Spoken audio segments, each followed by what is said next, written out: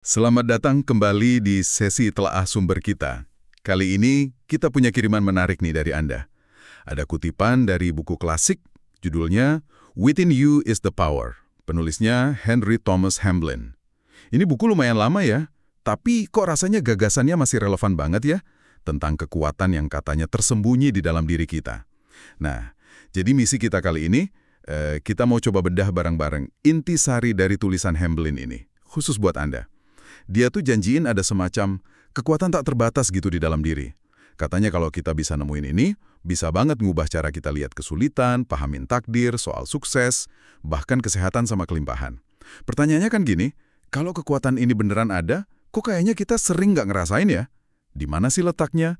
Terus apa yang bikin ketutup? Dan gimana cara bukanya menurut si Hamblin ini? Mari kita coba gali lebih dalam ya. Oke, kita langsung aja deh ke gagasan utamanya ya. Hamblin ini kan bilang ada kekuatan tak terbatas dalam diri kita. Bukan cuma kekuatan fisik atau mental biasa gitu, tapi lebih dalam lagi, dia nyebutnya kekuatan roh atau spiritual power. Ini kedengarannya agak, gimana ya, abstrak gitu ya. Maksudnya apa sih sebenarnya? Artinya gini, kekuatan ini tuh bukan punya kita pribadi gitu secara terpisah, tapi bagian dari sumber ilahi semesta ya. Apapun lah kita nyebutnya ya, anggap aja gini deh, kita ini kayak terminal listrik gitu yang bisa nyambung ke PLN-nya alam semesta. Nah, kuncinya itu ada di kesadaran kita. Oh, kesadaran ya? Ya, kalau kita ngerasa kecil, terpisah, cuma makhluk fisik biasa aja, ya koneksinya lemah, kayak sinyal jelek gitu. Tapi begitu kita mulai sadar sama diri sejati kita, percikan ilahi di dalam diri kita ini, nah baru deh colokannya itu nyambung kuat. Hmm. Jadi cara kita mikir atau cara pandang kita ini kayak saklarnya gitu ya? Kalau kita mikirnya, aduh aku cuma manusia biasa, masalah mulu, ya hidup kita jadi terbatas gitu. Tapi kalau kita geser dikit kesadarannya ke, kayaknya aku ini nyambung sama sesuatu yang lebih gede deh. Nah itu potensinya mulai kebuka gitu. Persis, persis. Pikiran kita tuh jadi alatnya. Pikiran bisa jadi jembatan ke sumber kekuatan itu. Atau sebaliknya, malah jadi tembok penghalang kalau kita ngerasa pisah. Hamblin kasih contoh simpel kok. Misalnya nih, kalau Anda yakin banget suatu tugas itu susahnya minta ampun, ya beneran bakal kerasa susah banget.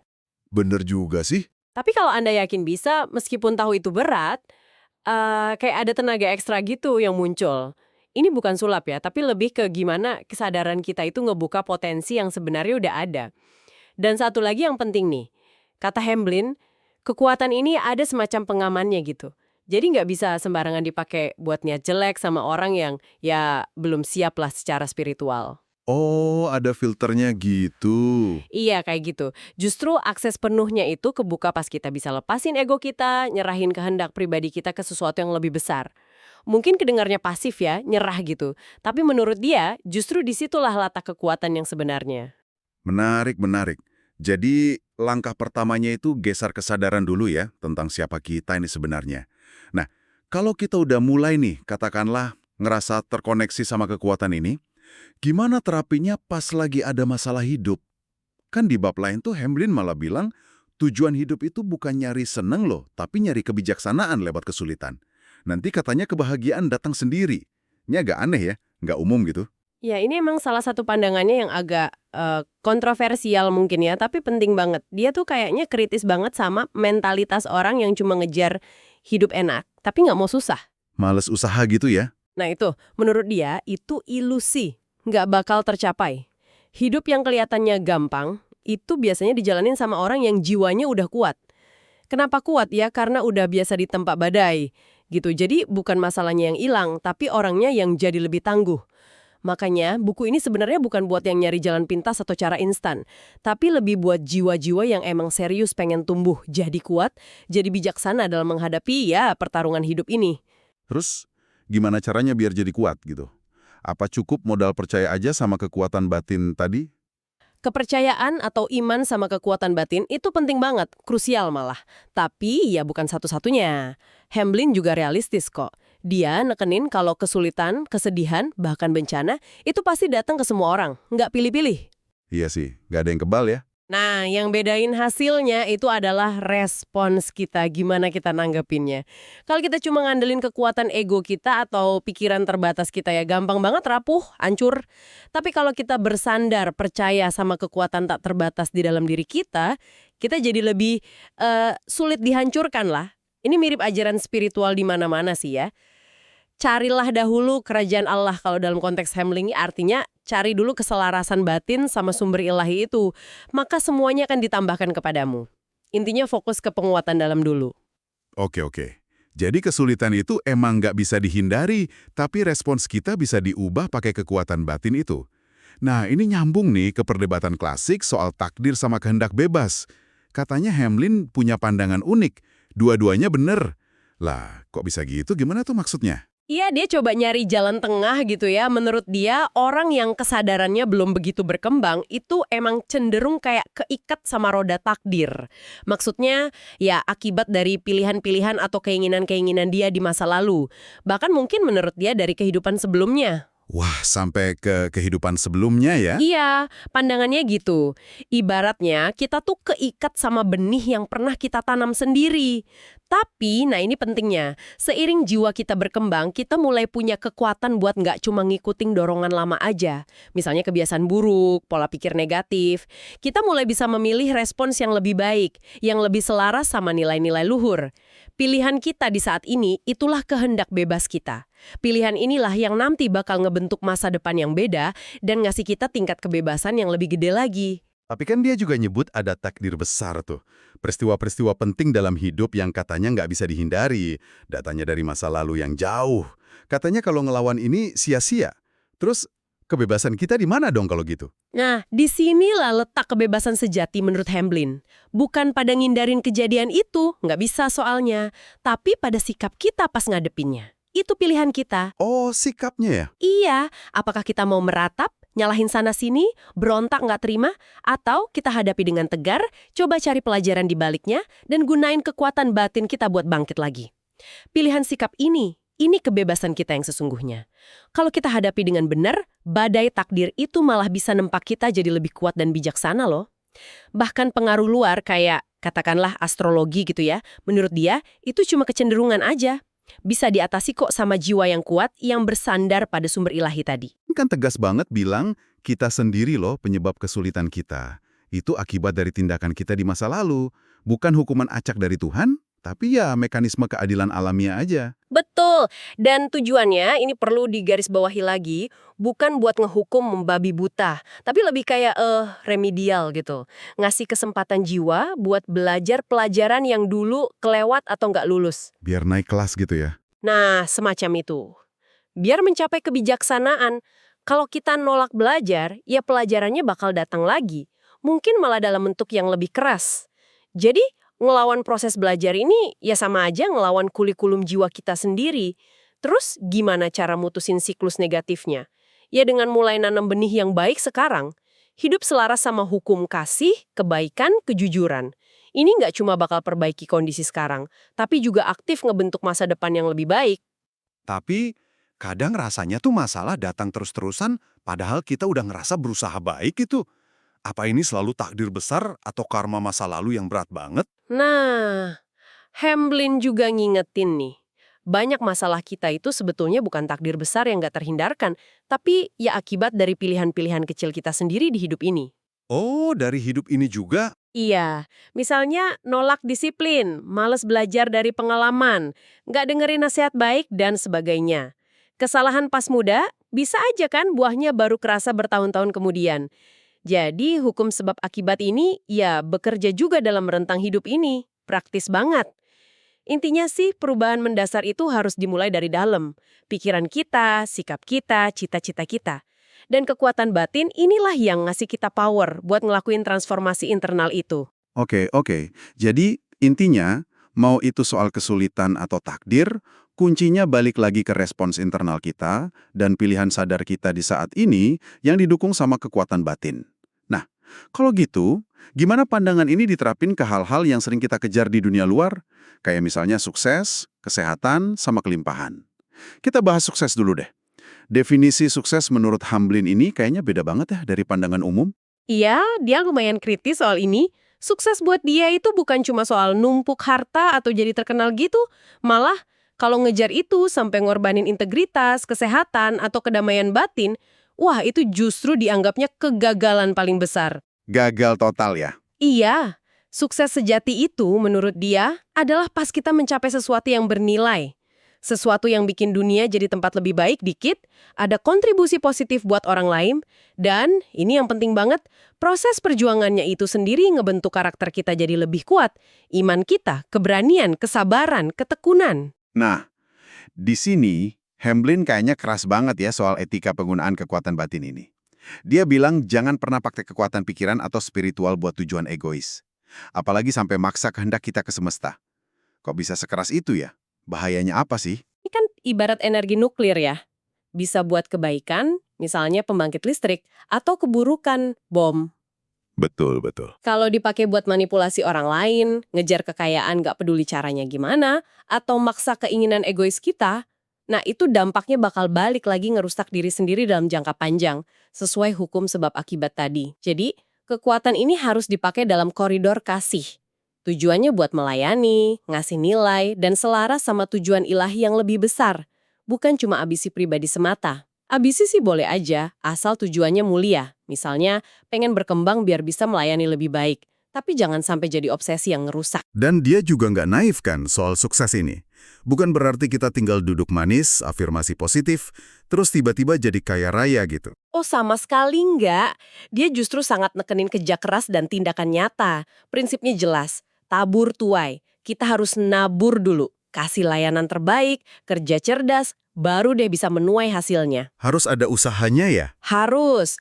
Pertumbuhan karakter dan kesiapan di dalam diri itu mendahului kesuksesan di luar. Kekuatan batin itu bakal mendukung usaha kita meraih sukses.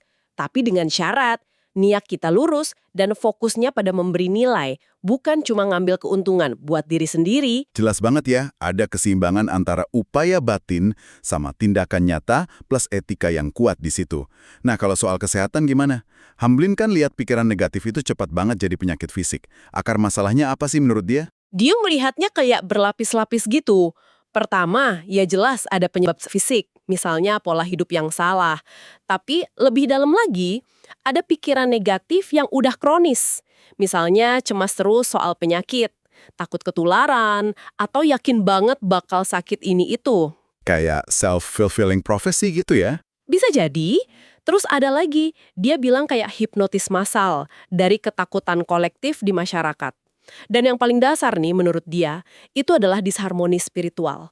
Maksudnya ada konflik di dalam batin, ada kebencian yang dipendam, ketakutan yang dalam banget, rasa bersalah, atau mungkin penolakan terhadap kehendak ilahi dalam hidup kita. Ini semua kayak nguras energi vital kita gitu. Wah, dalam juga ya akarnya. Berarti solusinya juga nggak bisa cuma obat fisik dong ya? Jauh-jauh melampaui itu. Solusi utamanya justru ada di spiritual dan mental. Pertama, sadari kebenaran fundamental bahwa realitas di balik semua fenomena ini, termasuk tubuh kita, itu sempurna dan utuh. Dia nyebutnya Tuhan adalah keutuhan. Kesadaran ini katanya bisa matahin hipnotis ketakutan tadi. Kedua, kendalikan pikiran. Tapi bukan dengan nekan pikiran negatif, itu bahaya katanya. Tapi dengan mentransmutasinya. Maksudnya mengubah energi takut jadi percaya, energi benci jadi kasih. Diubah energinya ya bukan ditekan. Betul. Ketiga, dan ini inti penyembuhan menurut dia, pulihkan harmoni spiritual. Caranya, ya maafkan, lepasin dendam, serahkan kehendak kita pada yang lebih besar, isi hati dengan cinta dan keyakinan. Tapi gimana kalau kesedihannya tuh dalam banget? Misalnya kehilangan orang yang kita sayang banget. Itu kan rasanya susah banget ya dikendaliin. Nah, Hamblin ngelihat duka yang dalam banget itu sebagai bagian yang nggak terhindarkan dari disiplin kehidupan. Apakah itu bakal menghancurkan kita atau justru menguatkan kita? Lagi-lagi tergantung respons kita. Kuncinya menurut dia ada di penerimaan yang tulus terhadap kehendak ilahi, jadilah kehendakmu, dan pemahaman spiritual bahwa kematian itu cuma perubahan bentuk, bukan akhir dari segalanya. Ini emang butuh proses ya, nggak instan. Tapi pemahaman ini bisa bawa kita pada kemenangan atas duka. Jadi kesehatan sejati itu ya buah dari harmoni total, spiritual, mental, emosional, dan fisik. Oke, Pola yang sama berlaku juga ya buat kelimpahan atau urusan materi. Kalau di luar kurang, itu cerminan di dalam juga kurang gitu. Bener banget, sumber sejati dari segala sesuatu, termasuk materi, menurut dia itu adalah substansi spiritual atau pikiran ilahi yang nggak ada batasnya. Kemiskinan dan kekurangan itu cuma ilusi aja yang lahir dari pikiran kita yang terbatas, ketakutan kita, dan ketidaktahuan kita akan sumber sejati ini. Jadi langkah pertamanya ya geser kesadaran kita, dari kurang jadi cukup, sadari bahwa sumbernya itu nggak terbatas. Nah, kesadaran ini secara alami nanti bakal narik kondisi kelimpahan di luar. Tapi lagi-lagi nih, ini bukan berarti kita tinggal ongkang-ongkang kaki aja, terus duit datang sendiri gitu kan? Tentu nggak dong. Hamlin nekenin banget keseimbangan emas ini. Satu sisi, pupuk kesadaran kelimpahan batin seolah-olah sumber itu nyata banget, tapi di sisi lain kita harus tetap kerja keras, kasih layanan terbaik, kelola keuangan dengan bijak, hemat, nggak boros, seolah-olah sumber itu nggak ada. Wah, menarik. Jadi dua-duanya jalan ya? Iya. Kombinasi antara keyakinan batin yang kuat sama tindakan nyata yang cerdas dan beretika. Dia sama kritisnya loh, sama mentalitas kekurangan, maupun sama orang yang numpuk harta karena takut miskin. Dua-duanya dianggap nggak seimbang. Oke, jadi kalau kita coba tarik benang merahnya nih sejauh ini ya, baik itu soal ngatasin kesulitan, pahamin takdir, raih sukses, jaga kesehatan, maupun nemuin kelimpahan, Hamlin tuh kayaknya selalu balik ke ide pokok. Kekuatan dan solusi sejati itu datangnya dari perubahan kesadaran dan penyelarasan batin kita sama sumber ilahi, yang kemudian diekspresikan lewat tindakan nyata yang benar. Nah, gimana sih mekanisme pikiran kita bekerja dalam semua ini? Dia kan bedain tuh antara pikiran bawah sadar sama super sadar. Apa bedanya? Nah, ini pemetaan pikiran yang menarik banget dari dia. Pikiran bawah sadar atau subconscious itu kayak mesin otomatis atau hard drive-nya kita lah. Kuat banget, logis, nyimpen memori luar biasa banyak, ngejalanin fungsi tubuh otomatis kita sama semua kebiasaan kita, baik yang bagus maupun yang jelek, tanpa kenal lelah. Kita bahkan bisa mendelegasikan tugas ke dia loh, misalnya minta dia mikirin solusi masalah pas kita tidur, asal instruksinya jelas. Tapi dia ini sifatnya pelaksana, bukan pemikir kreatif. Dia nggak punya inspirasi orisinil dari dirinya sendiri. Nah, inspirasi sama kebijaksanaan itu datangnya dari pikiran super sadar itu ya? Tepat sekali. Pikiran super sadar ini adalah koneksi langsung kita ke ibaratnya internetnya pikiran universal atau kecerdasan ilahi. Sumbernya semua intuisi murni, kreativitas sejati, pemahaman mendalam akan kebenaran yang melampaui logika biasa atau data panca indera kita. Inilah pikiran pencerahan atau GPS batin kita. Cara ngaksesnya bukan pakai teknik aneh-aneh atau mistis, tapi lewat penyelarasan spiritual tadi, hati yang tenang, niat yang lurus, keterhubungan sama diri sejati. Dari sinilah biasanya datang aha moment, solusi yang nggak kepikiran sebelumnya, atau arahan hidup yang benar.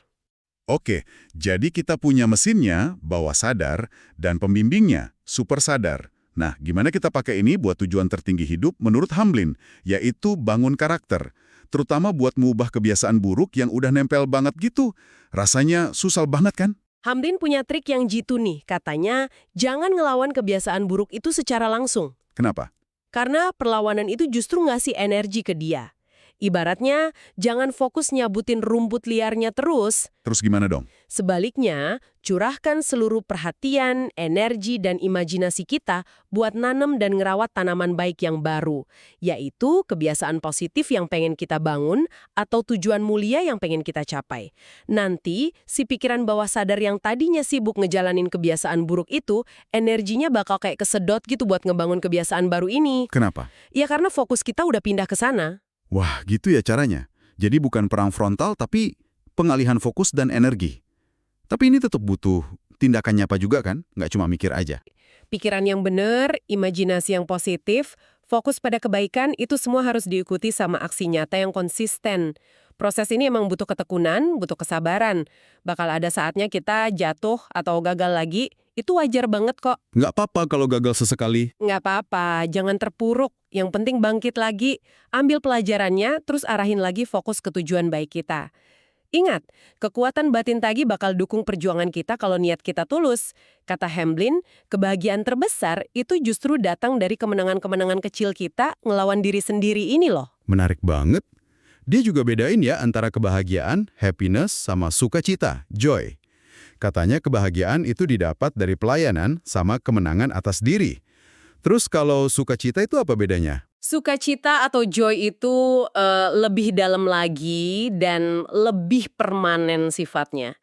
Kalau kebahagiaan kan mungkin masih tergantung kondisi luar ya, misalnya dapat bonus, dipuji orang gitu. Nah, sukacita itu datangnya dari realisasi kesatuan kita sama sumber ilahi. Ini semacam kedamaian dan kegembiraan mendasar yang nggak terlalu terpengaruh sama naik turunnya hidup, kayak jangkar yang kuat gitu di tengah badai. Sukacita inilah yang ngasih kekuatan batin sejati yang nggak tergoyahkan. Dan sekali lagi nih, soal etika ya. Kekuatan ini mau dipakai buat ubah kebiasaan, raih sukses atau apapun, harus dipakai dengan benar. Tadi kan udah disinggung soal manipulasi sama maksa kehendak. Ada lagi nggak sih yang perlu diwaspadai? Penekanannya selalu sama sih. Jangan gunain buat kepentingan egois yang ngerugiin orang lain atau ngelawan arus kebaikan universal. Jangan coba maksa Tuhan atau hukum alam buat ngikutin kemauan kita. Misalnya, nuntut sembuh instan tapi nolak belajar dari penyakitnya. Atau nuntut kaya raya tapi nggak mau ngasih nilai apa-apa.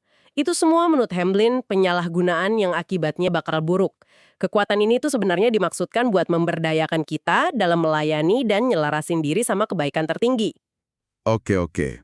Sebagai penutup praktisnya nih, gimana caranya kita bisa benar-benar ngebangkitin potensi batin ini dan ngatasin keterbatasan-keterbatasan kita sehari-hari? Ada semacam latihan spesifik nggak sih dari Hamblin? Nah, justru dia tuh wanti-wanti banget biar kita nggak kejebak sama praktek-praktek aneh atau berbahaya yang tujuannya cuma nyari kekuatan sakti gitu. Caranya tuh lebih ke pergeseran kesadaran fundamental yang dilakuin secara konsisten. Pertama, realisasi diri sejati. Terus-menerus ingatin diri kita bahwa kita ini lebih dari sekedar tubuh, pikiran, atau emosi. Kita ini percikan roh ilahi. Jadi ingat terus siapa kita sebenarnya ya. Betul. Kedua, waktu hening. Luangkan waktu rutin, nggak usah lama-lama. Yang penting rutin. Buat diem, tenang, dan coba rasain koneksi sama realitas yang lebih dalam ini. Direnungin gitu. Ketiga, afirmasi spiritual. Nah, ini bukan afirmasi mental biasa ya. Tapi kata-kata positif yang nguatin identitas spiritual kita. Contohnya kayak yang dia kasih. Aku adalah bagian tak terpisahkan dari sumber kehidupan. Atau aku adalah saluran bagi kebaikan ilahi. Hasilnya nanti bukan sensasi aneh atau kekuatan super gitu ya. Tapi lebih ke perasaan damai, kuat dari dalam, rasa aman, dan munculnya rasa tanggung jawab buat gunain potensi ini demi kebaikan. Jadi, kalau kita rangkum ya, perjalanan kita nelaah pemikiran Henry Thomas Hamblin ini kayaknya bawa kita ke kesimpulan yang kuat banget. Sumber kekuatan sejati, solusi atas masalah, kunci kesehatan, kelimpahan, bahkan cara kita nyikapi takdir, itu semuanya akarnya ada di dalam diri kita sendiri. Dalam kesadaran kita dan hubungan kita sama sumber ilahi itu. Dan potensi gede ini ternyata datang sepaket sama tanggung jawab etis ya, buat digunain demi melayani dan bangun karakter. Iya, betul banget. Nah, sebagai pemikiran penutup nih buat Anda renungkan lebih lanjut, ini nyambung banget sama gagasan sebab akibat Hamblin yang katanya melampaui satu kehidupan itu. Dia bilang kan kita menuai apa yang kita tabur sepanjang zaman. Coba deh bayangin sejenak gimana kalau kita benar-benar meresapi bahwa setiap pikiran, pilihan, dan tindakan kita saat ini adalah benih yang bakal kita panen hasilnya. Nggak cuma besok atau lusa, tapi mungkin juga di musim tanam berikutnya dalam perjalanan jiwa kita. Nah, kalau kita lihat dari sudut pandang ini, gimana pemahaman ini bisa ngubah cara Anda mandang tantangan yang lagi dihadapi sekarang atau keputusan-keputusan yang Anda buat hari ini? Dengan perspektif ini, kira-kira benih apa sih yang rasanya paling penting buat Anda tanam saat ini demi masa depan yang lebih baik? Wah, pertanyaan yang dalam banget tuh buat direnungkan. Semoga pembahasan kita kali ini ngasih Anda insight berharga dan inspirasi baru ya, dari sumber yang udah Anda bagikan. Terima kasih banyak sudah menyimak.